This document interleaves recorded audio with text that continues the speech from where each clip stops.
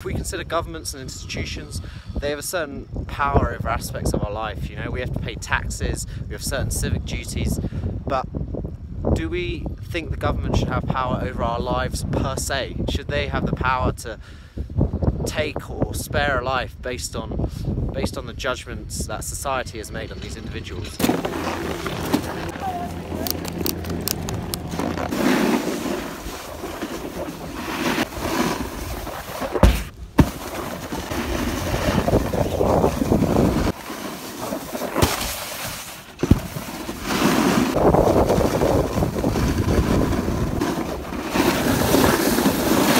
Hello and welcome to another episode of Chairlift Philosophy.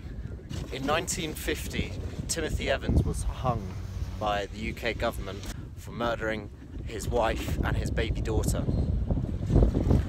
It turned out a few years later they found out it was a police officer living downstairs called John Christie who had actually murdered them, and by digging up bodies in his garden he'd actually murdered quite a few people. But this miscarriage of justice meant that Timothy Evans was hung wrongfully. Is capital punishment ever justified? What are some of the reasons that we have the death penalty that some countries do and some countries don't? In 1965, the UK got rid of the death penalty, and most of Europe is the same, except for countries like Russia or Belarus. We still have the death penalty today in places like the US and China. And is this morally permissible? Should we have the death penalty? The death penalty dates back to antiquity, and it has been used as the standard form of punishment for many years. It's even considered merciful in some time periods.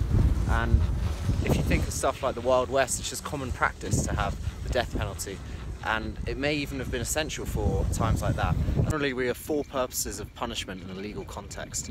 We have deterrent, retribution, prevention and rehabilitation. Deterrent means it's supposed to discourage people from doing the crimes again.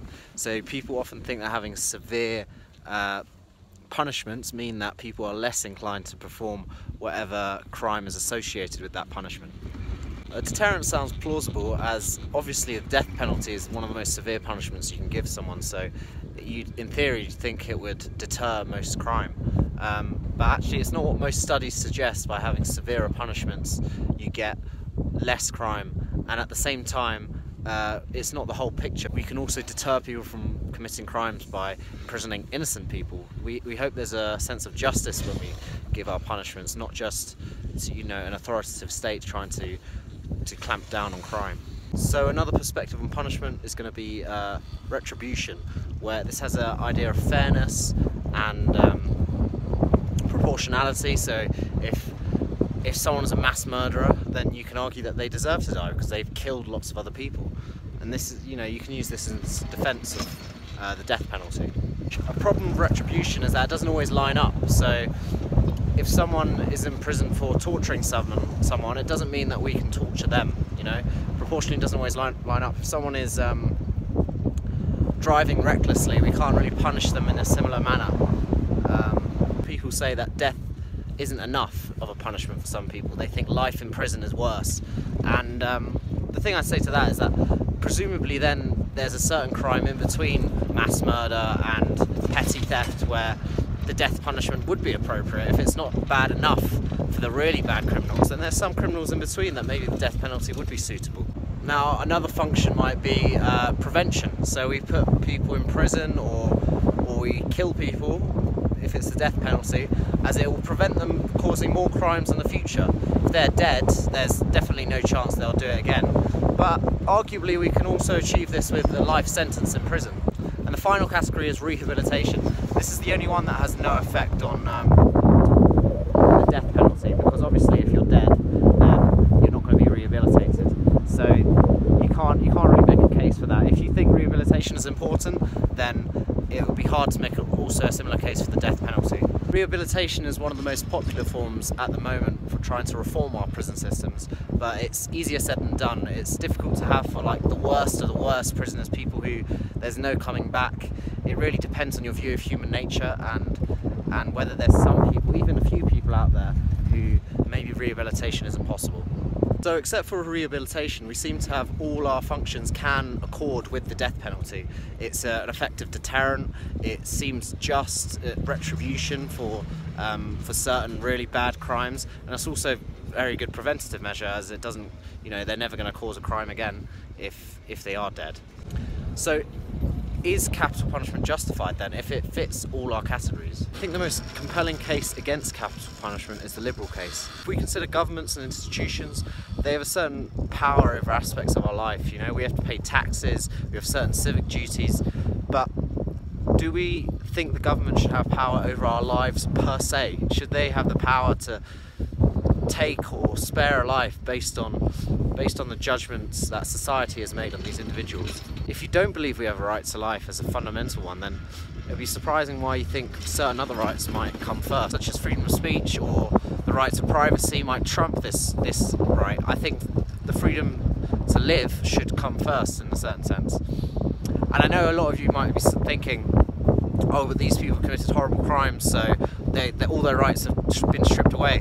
But we don't actually think this, because we don't believe that they should be allowed to be tortured or even denied food. We still recognise them as human beings with a certain amount of rights, and if a right to life isn't a fundamental one, I don't know what is. In the end, I think it comes down to what you think is more fundamental: your right to life, or the necessity for the government to dish out retribution for certain crimes. So I would argue there's one case where capital punishment is justified, and that will be where prevention is not otherwise possible. So imagine you're on a desert island, and there's no other way to keep someone contained who's murdering everyone else for no good reason. In this instance, I'd say the death penalty would be justified, and it kind of harkens back to the Wild West, and where it wasn't really possible to keep all these criminals at bay, so capital punishment was kind of necessary to ensure that the crimes wouldn't be committed in the future. Also, think back to the Evans case. No matter how much faith you place in the government, there's always the possibility that they could be wrong. Should we really have the power to give these kind of sentences on people? Should it really be in our hands? It reminds me of a very humbling quote: "Many that live deserve death, some that die deserve life. Can you give it to them? Do not be so eager to deal out death and judgment. Even the very wise cannot see all ends." So this brings me to my media moment, where I talk about a thing in the media that's thematically relevant to what I'm talking about. The options that I had for this one would have been a film like The Green Mile, or songs by Johnny Cash, such as Sam Hall or 25 Minutes to Go. But for this media moment, I'm going to choose Avatar: The Last Airbender. This is a kids' TV show, but it deals with some heavy philosophical topics. This is set in the backdrop of a 100-year-long war, and the protagonist, who's essentially a pacifist monk, he has to decide whether to kill or spare a genocidal warlord. And there's some very interesting things, whether we should kill the worst people, our worst criminals. Genocidal warlord, you can't really get much worse than that. So thank you for listening to Chairlift Philosophy. Hope to see you again next time, and don't forget to like and subscribe.